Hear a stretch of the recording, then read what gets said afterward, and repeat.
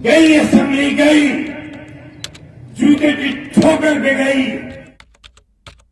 घर की मुर्गी दाल बराबर कुछ समझ लो, लेकिन 4 बार हुकूमत तुम्हारी मजबूत पुट्ठी के बगैर नहीं बनी है। और यही वजह रही कि खजाने की जिस बटन पर उंगली रख दी हमने, उस तिजोरी का ताला खुल गया। आजम खान एक सियासत का शहंशाह जो साजिशों का शिकार बना। विकास करोगे, विकास दिख नहीं सकोगे कागज पर, तुम्हारे कलम में रोशनाई भी कहाँ है। दोस्तों, कुछ लोग सिर्फ सियासत करते हैं और कुछ लोग सियासत को जीते हैं। आसमान तुझे क्या करके कहते हैं कि हिंदुस्तान के 150 करोड़ में कोई आओ, लो रामपुर वालों से चुनाव। अगर रामपुर चुनाव जीत गया तो पूरा रामपुर खाली कर देंगे। आजम खान एक ऐसा नाम जो सिर्फ एक नेता नहीं बल्कि एक सोच, एक आंदोलन और एक इनकलाब था जो अपनी कौम के हक के लिए लड़ता रहा। समाजवादियों का झंडा उठाए रखा और अपनी पूरी जिंदगी दांव पर लगा दी। लेकिन सियासत में दोस्तों से ज्यादा दुश्मन होते हैं और जब अपने ही पीठ में छुरा घोंपे तो जख्म गहरे होते हैं। आज हम बात करेंगे आजम खान की, जो सिस्टम के सितम का शिकार बना, जेल में डाला गया, मौत के करीब पहुंचा। मोहम्मद आजम खान का जन्म 14 अगस्त 1948 को रामपुर, उत्तर प्रदेश में हुआ।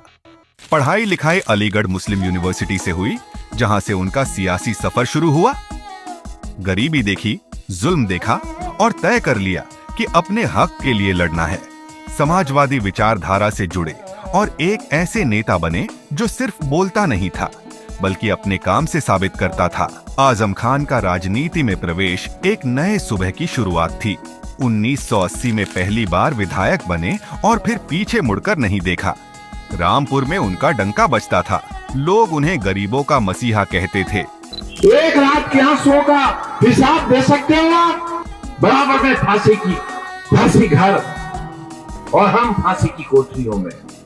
उत्तर प्रदेश की समाजवादी सरकार में उन्होंने बड़े पद संभाले और मुस्लिम समाज के लिए आवाज उठाई।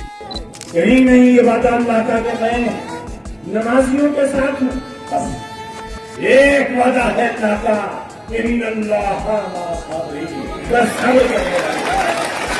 लेकिन जब ताकत आती है तब दुश्मन भी बनते हैं।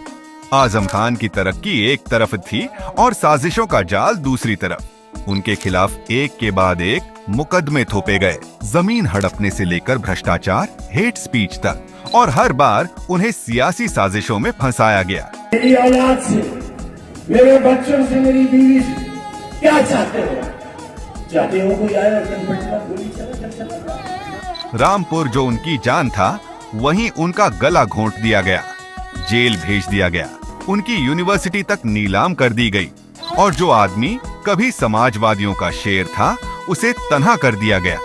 बारिश चाहे जितनी तेज हो, शेर कभी भीगकर बिल्ली नहीं बनता। लेकिन अब सवाल उठता है, क्या उन्होंने सरकार के आगे घुटने टेक दिए? क्या उन्होंने हालात से समझौता कर लिया? जवाब है नहीं।